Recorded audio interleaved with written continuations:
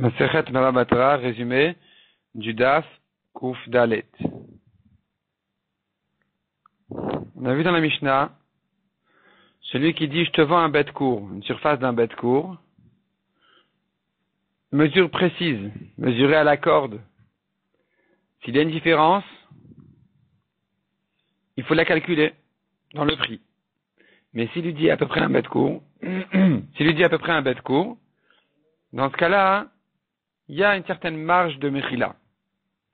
La Gemara dit, s'il n'a pas dit ni bête court précis, mesuré à la corde, ni à peu près. Il a dit un bête court, sans rien dire, un bête court tout court, tout simplement.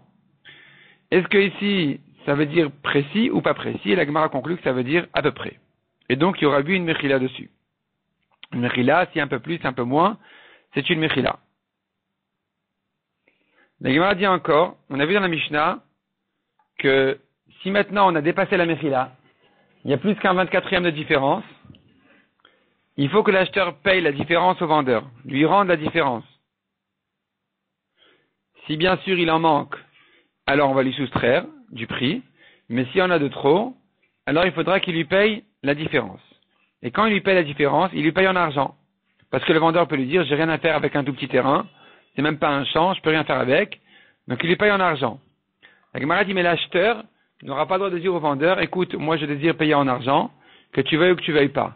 C'est un droit qu'on a donné qu'au vendeur. Le vendeur aura le choix de décider s'il veut être payé en argent, s'il veut récupérer la différence en argent ou en terrain. Par contre, une fois qu'il est question de lui rendre en argent, s'il y a des différences de prix entre le moment de la vente et le moment où il doit lui rendre, l'acheteur toujours lui rendra au prix moins cher. C'est-à-dire que si aujourd'hui c'est moins cher qu'au moment de la vente, ou le contraire, l'acheteur va calculer ce qu'il doit rendre au vendeur au prix le moins cher. Si maintenant, il y a dans le champ 9 cabines de plus que ce qu'il devait recevoir, dans ce cas-là, il rend au vendeur en terrain. Parce que le vendeur ne pourra pas dire, j'ai rien à faire avec cette petite parcelle de terrain. Ici, ces 9 cabines, c'est déjà une mesure, une surface d'un champ, donc l'acheteur pourra le rendre au vendeur en terrain. Et la Gemara ici se demande dans quel cas il lui rend en terrain. Est-ce qu'il lui rend en terrain ces 9 cabines que quand on a dépassé le 24e? C'est là on dira que si maintenant, quand tu as dépassé le 24e, tu es arrivé à 9 cabines, alors il lui rend en terrain, mais s'il n'a pas dépassé le 24e, même si ça s'est accumulé à 9 cabines parce que la surface vendue était très très très grande, eh bien, puisqu'on est resté dans les pourcentages de Mechila, ça restera une Mechila malgré qu'on a dépassé 9 cabines. Ou non, ou bien, on dira que dès qu'on a dépassé 9 cabines, peu importe si on est dans le 24e ou bien qu'on est dans plus que le 24e, dans tous les cas, il doit rendre au vendeur. Donc sur cette question, la Gemara nous ramène là-dessus une marloquette entre Rav Huna et Rav Nachman, et des objections sur Rav Nachman, et des solutions aux objections. La Gemara ensuite précise et dit comme ça. La Gemara pose là-dessus quelques questions. Si maintenant, au début c'était un champ, et c'est devenu un jardin. Donc on a vu dans la Mishnah que les mesures du champ et du jardin ne sont pas les mêmes. Un champ, 9 cabines, c'est déjà un champ. Un jardin, on dit un demi-cave, c'est déjà un jardin, il le rendra au vendeur. Selon Rabbi Akiva, un quart de cave. Si maintenant c'était un champ, c'est devenu un jardin. Ou bien un jardin, c'est devenu un champ. En fonction des conditions, de l'eau, de la source qui a jailli ou quoi, ça s'est transformé. Est-ce que maintenant on va calculer donc autrement la halakha, s'il lui rend à partir de 9 cabines ou depuis même un demi-cave, ou bien non, on va regarder le moment de la vente et pas maintenant. La Gemara ne répond pas à cette question.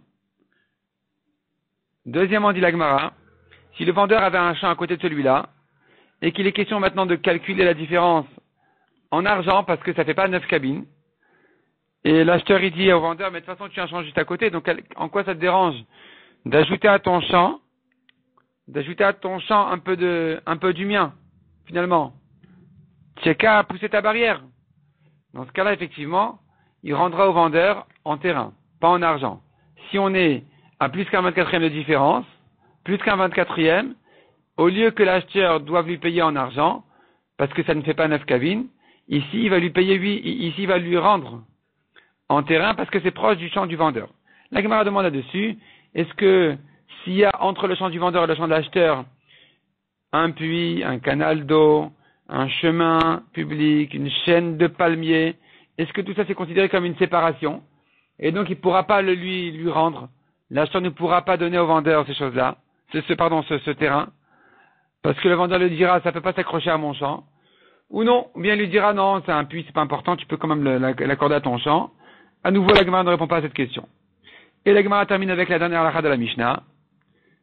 Dans le cas où on a dépassé le 24e de différence, l'acheteur a reçu trop dans son champ. Il était question de recevoir un cours. Et s'il avait reçu un cours plus 7 cabines et demie, on aurait dit ça va, c'est encore un 24e, c'est une mechila. Mais là, il a reçu plus que 7 cabines et demie de plus que son cours, que son bête cours.